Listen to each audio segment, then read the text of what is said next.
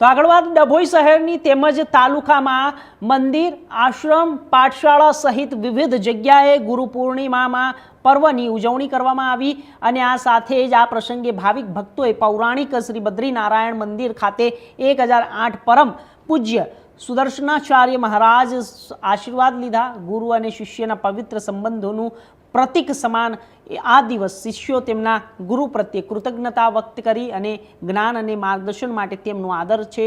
ગુરુ પૂર્ણિમાએ ભારતમાં પોતાના આધ્યાત્મિક ગુરુ તેમજ શૈક્ષણિક ગુરુઓનો આદર આપવા માટે ઉજવવામાં આવતો હોય છે। હિન્દુ ધર્મના આદિ ગુરુ ગણાતા ભગવાન ચાર વેદના વેદ વ્યાસની જન્મ ગુરુ પૂર્ણિમા અને તેમાં વેદ વ્યાસે મહાભારત વેદ અને પુરાણ સહિત ઘણા મહત્વપૂર્ણ ધાર્મિક ગ્રંથોની રચના કરી હતી।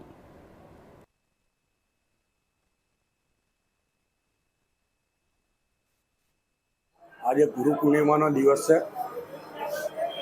वर्षों थी भारत देश में गुरु परंपरा चलती आई है और एनु अनुरूप आज अँ दरबावती खाते बद्रीनारायण मंदिर में सुदर्शनाचार्यजी ने आशीर्वाद लेवा आव्या छे।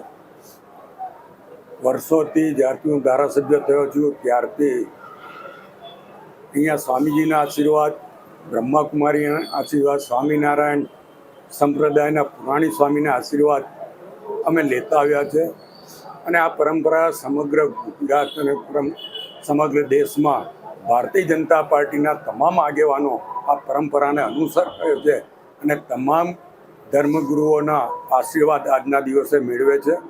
आ सनातननी परंपरा भारतीय जनता पक्ष ए वर्षोथी पाळती आवी छे, त्यारे आजे अमे डभोईमां गुरुओना आशीर्वाद लेवा आव्या छे। हूँ आपना मार्फत तमाम नगरजनों पर पण आ तमाम गुरुओना आशीर्वाद वर्षे एवी शुभकामना पाठवुं।